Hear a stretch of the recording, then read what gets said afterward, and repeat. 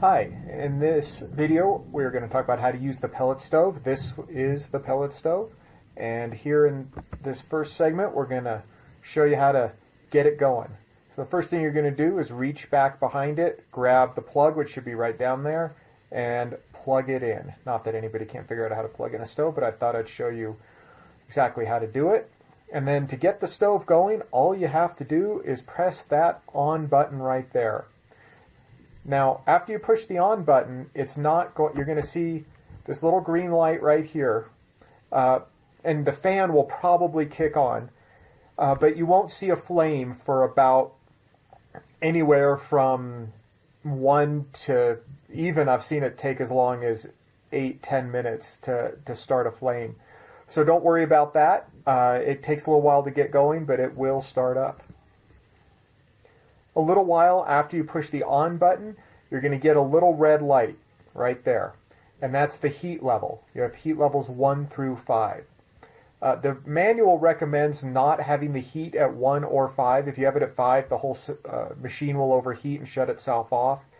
And if you have it at 1, it creates a little too much soot. So the manual, and I also recommend you have it between 2 and 4. 4 is the hottest, 2 is the coolest setting. And when you plug it in and push on, sometimes the number 1 light will come on, sometimes the number 4 light will come on. It's a little bit random. And here in the video, we're going to show you how to set it. So just press up if you want it to go up. So I have it at 2 there, I push it again for 3, push it again for 4.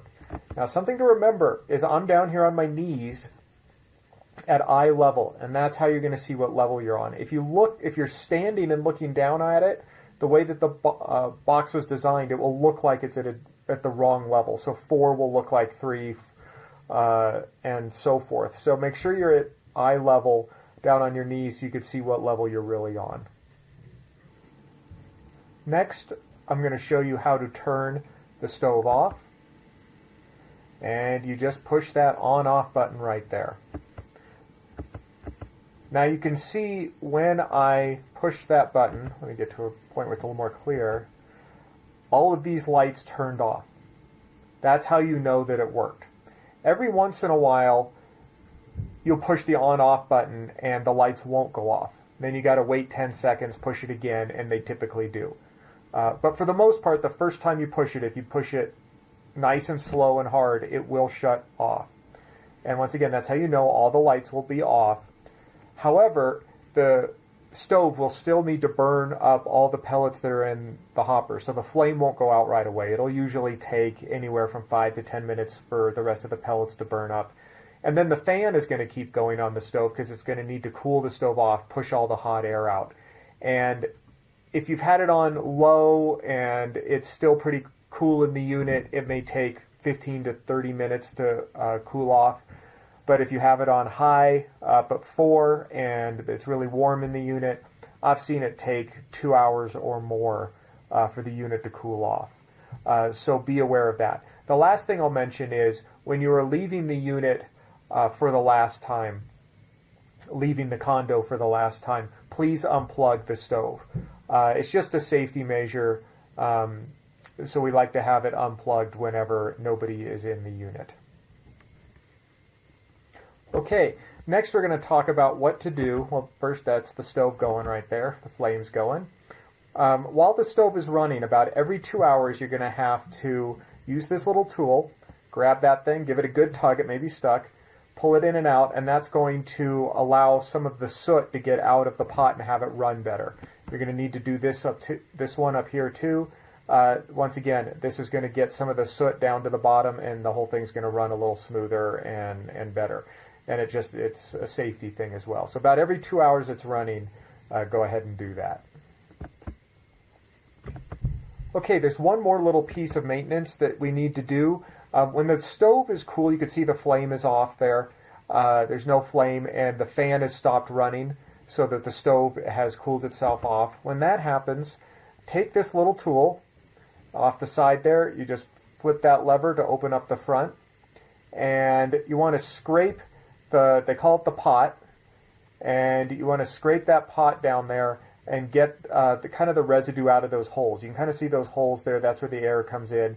So every time it cools off, so if you're running the stove for a few hours, get the place nice and warm, you turn it off and it runs itself, the fan stops running. When that happens, you want to do this. So I usually end up doing it maybe once or twice a day. And then you put the little tool back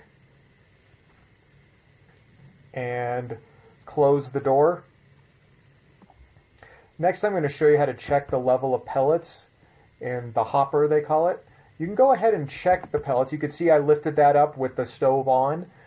It's not hot, really, so you can check it while the stove is going, and you can also refill it while the stove is going.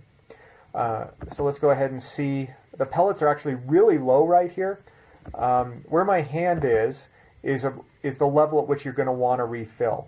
I let it go a little long on purpose so that I could show you what it looked like when it got way too low.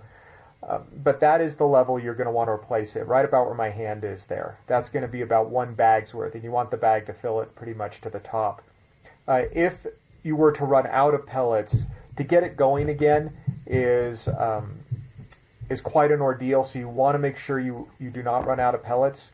A bag of pellets will last about 1 day, typically, but if you have it running a lot, and it's really cold out, you got it running a lot, you're at 4 a lot, you may go through a bag in about 3/4 of a day. So make sure you check it every couple hours, maybe when you use the tool to check the soot levels or to get rid of the soot, maybe check the pellets then. That's what we typically do. All right, next I'm going to show you how to refill the hopper with pellets. Okay, there's a bag of pellets down there where my feet were. First thing you're going to do is open the hopper door. It can be a one-man job. I'm going to pick the pellets up, take it over to the hopper. Before I do that, I'm going to tell you where the pellets are. I'm going to keep extra bags of pellets for you under the stairs in the kids' room. That's really the only place we found that keeps them out of the way. You can refill the pellets with the stove going, as you can see. The outside of the stove doesn't get so hot that it's going to melt the bag when you rest the bag on the side. Next, you're going to just dig your fingers in and tear that open and let the pellets drain out. There's no hurry, just kind of let gravity do its thing. It'll create a little bit of dust there, as you can see, nothing to worry about. Because I let it get so low, as we saw a few minutes ago, this bag is not going to take it all the way up to the top. That's okay. If you fill it up when it's a little higher, it will fill it a little further up to the top, then spread it around just like that, then close the door. Now, if for some reason you refill it and you find out you have more pellets than space in the hopper, just stop pouring the pellets and you'll have some left in the bag. Just twist the bag closed and put it back downstairs, and then you can start the next refill with that bag. That happens all the time.